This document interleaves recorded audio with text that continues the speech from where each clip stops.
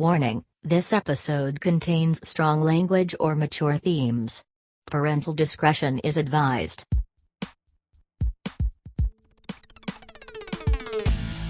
Welcome to This Podcast is Uncalled For. Well, the name of this podcast is Stuff Uncalled For? This podcast is uncalled for. Podcast, all right. Well, what's uncalled for about it? What we doing in Tijuana? And you're like, what did you just say? It's a bit of a slap in the face and an insult. And then look, thank you back home. Oh, that's going to be great for the football chart. Yeah, it's kind of, what is that character from Guardians of the Galaxy who takes everything literally? Because it always happens. It always happens. That is uncalled for, Michael.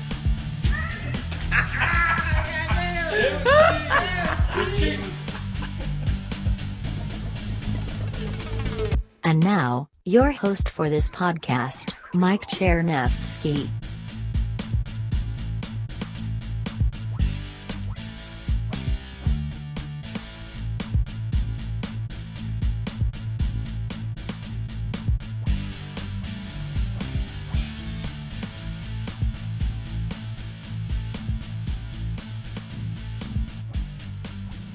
Welcome to the podcast. Today we're going back to our more traditional way of putting interview episodes together. Today's episode, similar to Conrado's episode, involves recording while driving. Want to stress, do not try that at home unless you are a professional. And also a chess person that's being interviewed today. So please welcome Nick Manley to the podcast. All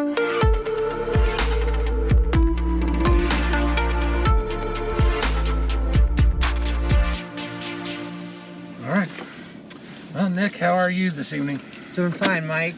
Good. Feeling good about my play. Glad I came back on this Rookin game, and I was about to offer a draw at one point. Not so happy about the second game. I think my play was less strong, but you know, All right. I'm determined not to let this guy beat me over Nick in the way he beat me last time in the Smith Moore. He knew something about it. Mm-hmm. Yeah, Nick's a pretty good player. He's also a really good instructor. Thank you. I appreciate that. Yeah. Well, I was talking about the other Nicks too, but yeah, it applies to you too. So. Oh, thank you. Yeah. Thank you. Yeah. Yeah. So, how long have you been playing chess? To be honest, I think my father taught me. I know my father taught me how to play at some point. I remember images of like 5th grade or 5th grade from my homeroom teacher, Charles Cooper, as I call him. You know, old habits die hard. Mr. Cooper, still call him Mr. Cooper. That's the kind of relationship we had. So I've never broached the question of calling him Charles with him. Just easier to stick to Mr. Cooper.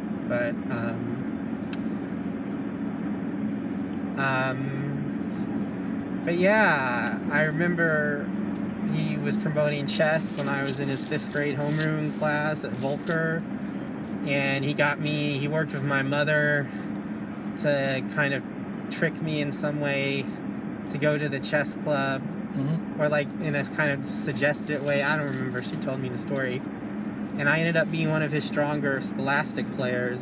I remember the first tournament I went to, Mr. Cooper representing Allen Village Middle School, or Allen Edison at the time. I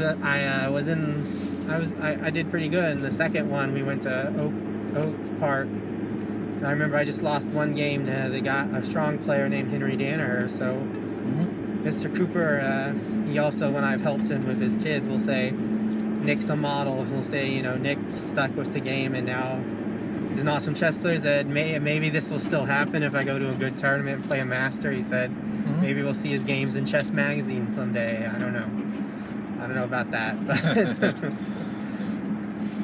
And how long have you been an instructor? I had volunteered to help Mr. Cooper off and on. I'm trying to get back in touch with him. But I have not heard back from him, so might have to try alternate routes, but I'm sure it's not personal. He and I have a good rapport.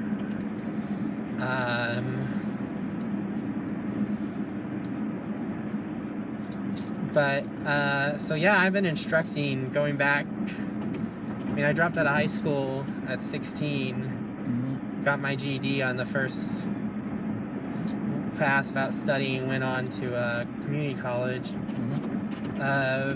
But so even after I dropped out in those years, I would periodically show up,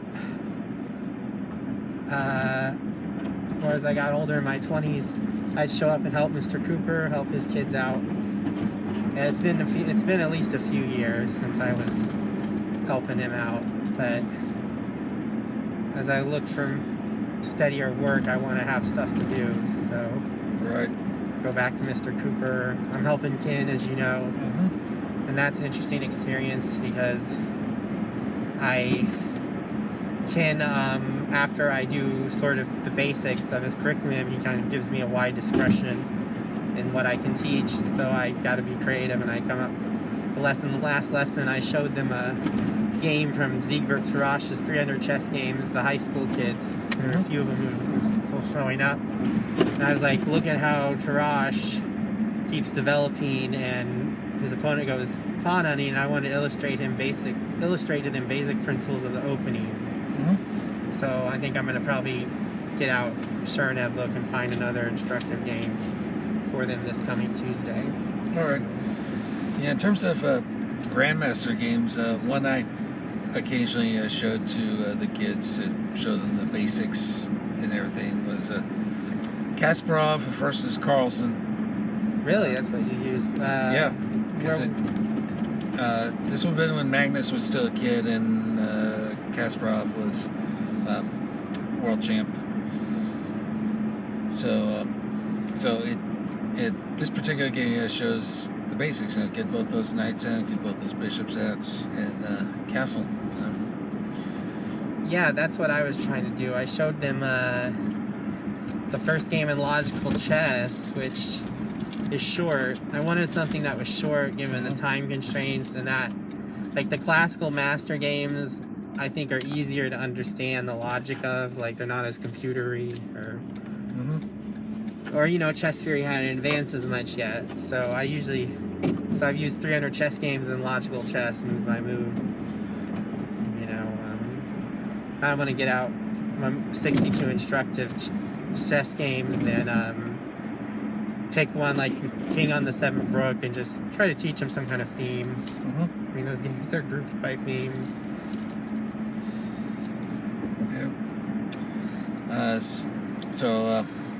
Over this holiday, I finally watched The Queen's Gambit. Oh, what did you think of it, Mike? I thought, certainly in terms of the USCF side of things, they mostly got everything right. I'm not familiar with what the rules were in the 60s, but if they were to be applied today, I think it's 25 games instead of 30 that you need for a rating. And all the other stuff, I think they got spot on from the TD side of things. So, yeah. And TD, for our audience, listen, no idea what I'm talking about. Tournament director. Tournament director, yeah. Yes. And you'd be certified with that. I'm sure at the FIDE level you can get certified as well, I would imagine. Yeah. I am certified USCF, yes. Yes, but it would be more likely in the U.S. you'll hear about certified by the U.S. Chess Federation.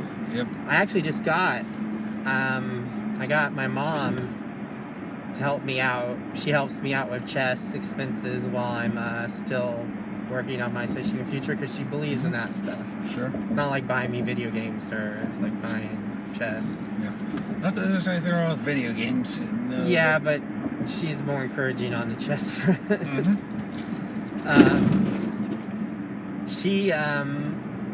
She bought me, like, FIDE has this World Arena, And I have like a pro membership there, so I haven't found a lot of games or people, but I can earn up to like FIDE Online Arena Grandmaster titles, but it established me in their international database.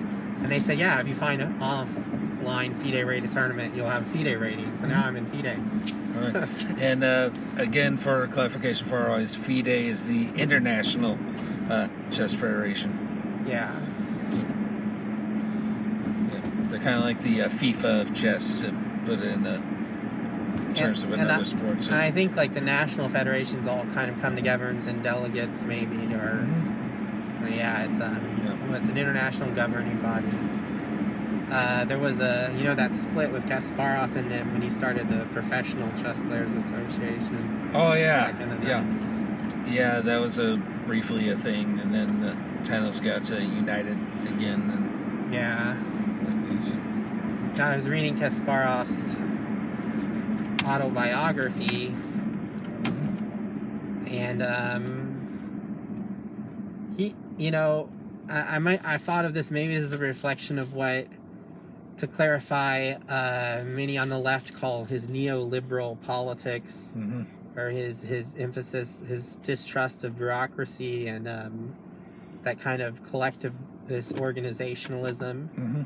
Because he was talking about how, in the old days, you could just, two people would get match money and they'd wager against each other or something like that. And, he just seemed to disdain the bureaucracy of FIDE as much as he hated the bureaucracy of the sports authorities under communism, who admittingly could be histrionic and punitive and persecutory of the players at times. So he wasn't totally off, but the state could be intrusive beyond reason. But well, Kasparov, of course, was a Soviet chess player, so he would know better than anyone that. And he talks about it in the book, Soviet Chess Working. He tweets about it a lot too, and he's it's gotten to the point he gave up his Russian citizenship. He's a Croatian citizen now. So. Yeah, he there's actually a footnote in the updated edition. I'm trying to remember what it was. I got it. It's like his autobiography. And it's like and this was maybe during the protests in which the USSR fell apart, at least as an empire. Well, fell apart totally as this kind of stretching through Eastern Europe. And I guess state communism went with it. But he was saying he'd since left the Communist Party for they say like the Democratic Opposition Forces. They say that. So he was, just like he was with Putin, he even mistrust Gorbachev, who was seen as a reformer. And based on some of my reading, by Soviet terms, Gorbachev was pretty leftist as far as party leaders went. He wanted to end the gulags. He was camps totally, and you might know about Glasnost and the opening up Perestroika. Yeah, free debate, free speech. Not perfectly, but compared to the Great Terror, it was. Right. But even Kasparov was so imposed a system. Even Gorbachev wasn't good enough for him. But Yeah. And of course, being Polish and about that time period, I distinctly read the Solidarnosc movement. Yes, that went up against the police, so the communist police state, or state communists, communism. On a side note, I'm also really into politics, and the politics chess, and communist parties that govern in liberal democratic frameworks don't institute purges and gulags, but communism as it has existed in certain countries like Russia and China has a more checkered record on authoritarianism front. Then again, communism in Russia and China, they're not truly communism. No, they all compromise with capitalism. Yeah. Just as in the U.S., we're not pure capitalists as much as we like to think we are. We just aren't. Well, and there's actually a great new left historians like Gabriel Kolko. Wow, we're veering off chess, but Gabriel Kolko. That's fine. James Weinstein, and there's like the corporate ideal in the liberal state, wrote, Gabriel Coker wrote The Triumph of Conservatism, and he said, actually, national regulation was shaped, even if there were social reformers crying out the ills, was shaped by big business in the progressive era. It's called The Triumph of Conservatism, because on the national level they could protect themselves for one reason with less strict national regulations against stricter state or local controls, and because it gave them a voice in shaping. To this day, we see corporations shape the regulatory agencies that are supposed to regulate them. And this is what we talk about when we say let's get money out of politics. That's exactly what it is, getting the corporate money out. And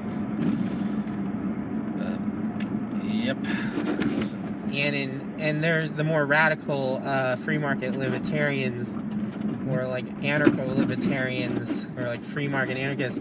They kind of recognize the sort of alliance that, ironically, communists and Marxists and radical socialists recognize between actually existing capital and the state. And the sort of, for to quote Doug Hinwood, left journalist, libertarians actually genuinely believe that authoritarian, big business state capitalism is a deviation from a true laissez-faire, and that they take liberty seriously in that sense, in a way that, although I think corporate money has corrupted libertarianism on that front to some extent. I agree. I distinctly remember our mutual acquaintance, Mr. Michael Kerner. He often writes about and talks about taxation is theft, and everyone should be free to do whatever they want. I definitely don't agree with him on the taxation is theft thing, but I do agree with him that we should be allowed to do whatever we want.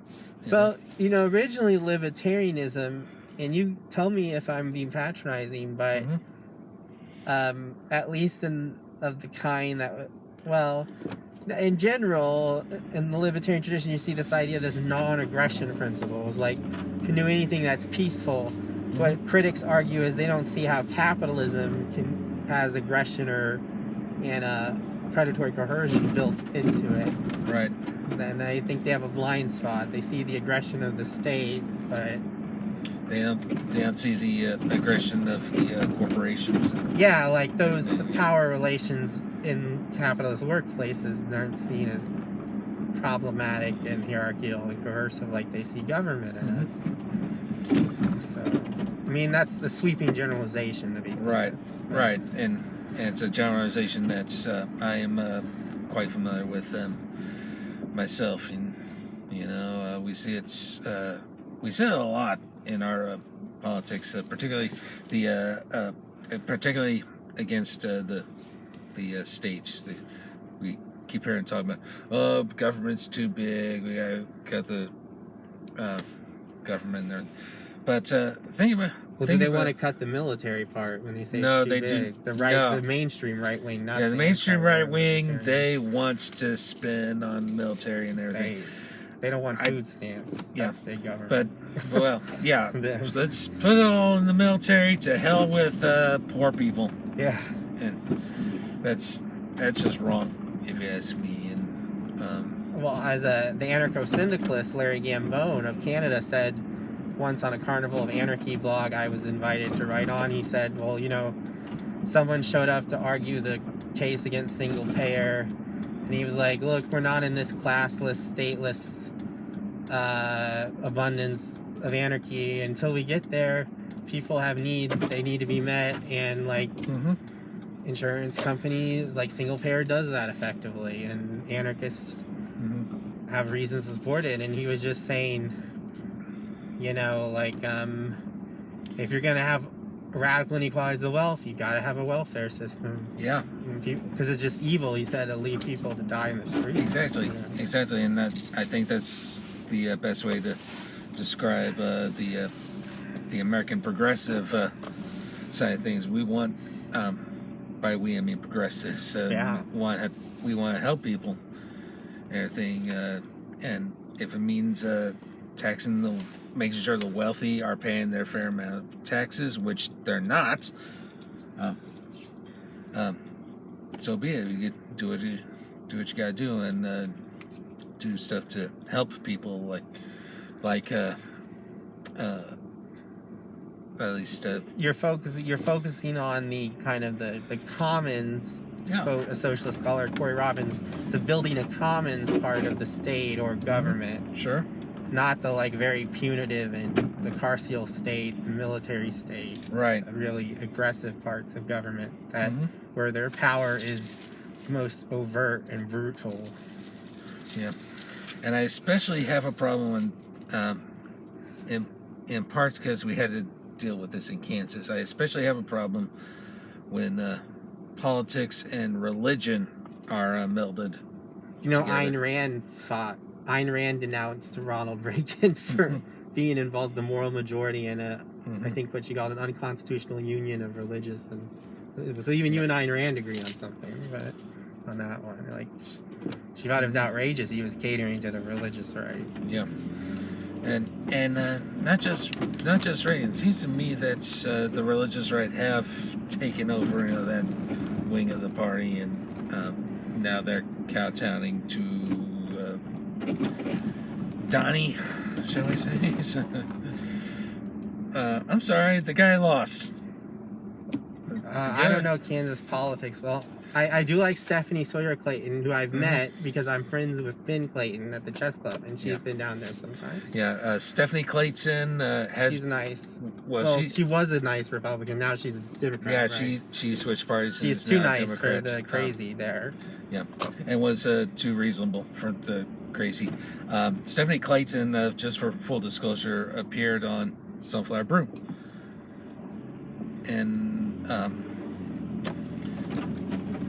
even then, she talked to very down the middle and everything, not too far left, not too far right, and and to be a Kansas Republican, I think she got rated very highly by LGBTQ groups and feminist groups. That must have been a lonely path, because I think she stood up for her feminist values and gay rights. And how many Kansas Republicans, on average, are going to do that? But the ones that do will ultimately become Democrats, from what I'm seeing. That's what happened with Stephanie Clayton. Yeah. So. I mean, I would agree with. I think, didn't she say? I thought I heard her NPR once saying, she believes in the party of Lincoln. This is not the contemporary Republican Party. And I would agree, Lincoln had more substance than any of these jokers. Yeah, I agree. Lincoln had substance. Heck, Lincoln had more substance than a lot of Democrats nowadays, too. Yeah. So. He gave very stirring speeches, and that's what the Republican Party once stood for in the 19th century. But about government and free labor, government of the people and free labor, and that's what my personal opinion. If we're going to talk about presidents and social programs, FDR, I think he's an icon for progressivism. Oh yeah, the New Deal and everything, and to see today's Republican Party and elements of the Democratic stripping, or at least trying to strip a lot of it away. Well, I've seen articles, especially Jacobin. I can't remember what they are. The socialist magazine Jacobin. It seems like you get to the Clintons and the New Democrats, and they're really moving away from their New Deal consensus they forged. I agree. Even Eisenhower said it was dumb if to take away Social Security, it would be idiotic.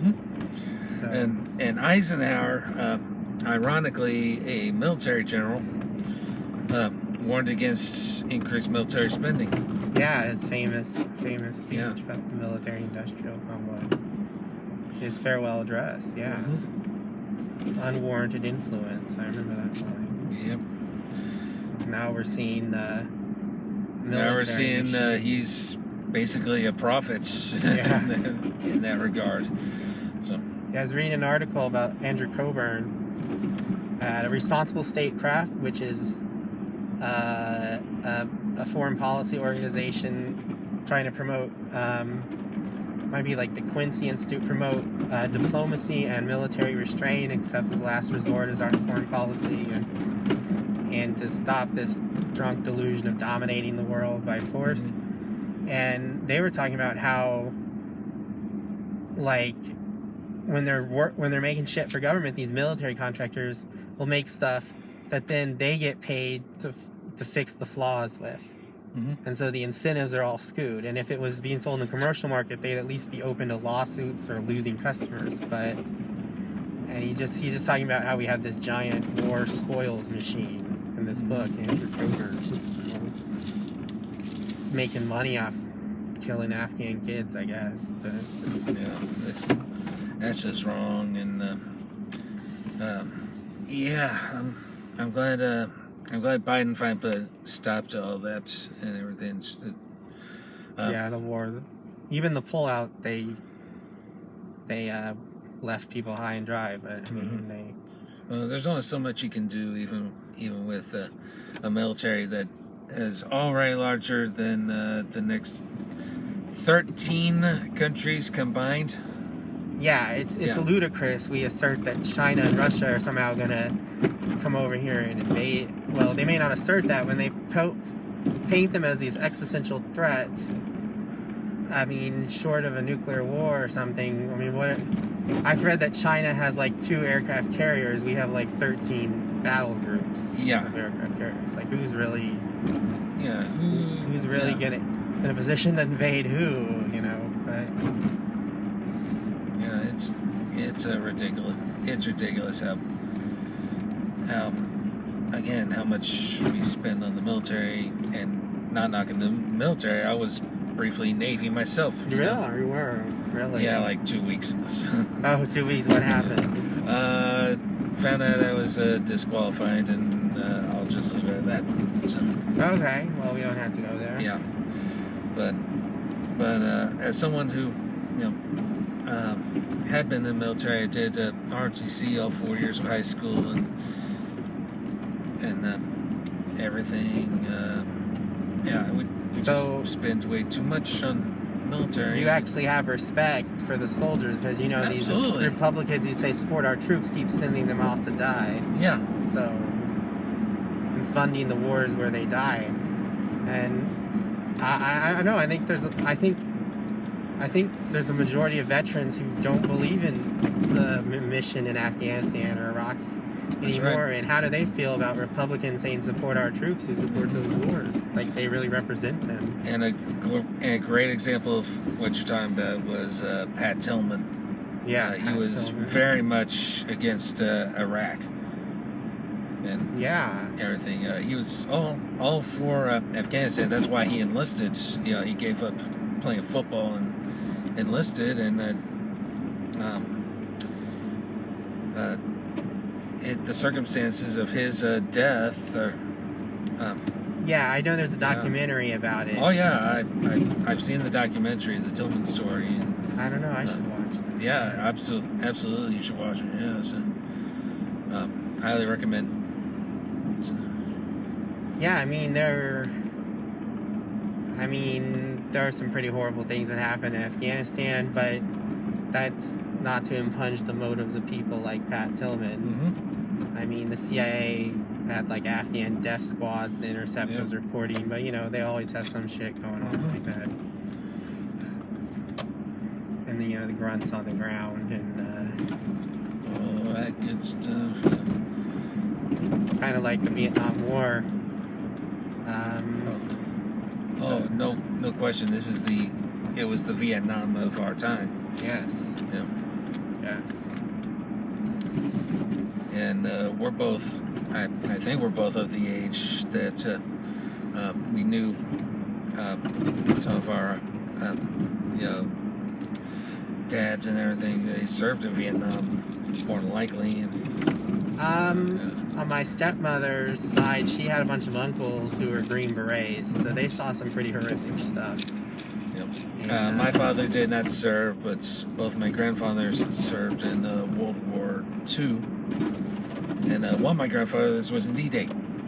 Wow. Yeah. Which beach? I forget, and he passed on a few years ago. So. Well, there were 2 American beaches, Utah or Omaha. Omaha took the bloodiest. Probably Omaha. Well, I'm glad he survived it. Oh yeah. If he hadn't survived, I wouldn't be here. So. Oh yeah. Yeah. All right. Well, in our discussion now. So thanks for being on the podcast. Of course. All right.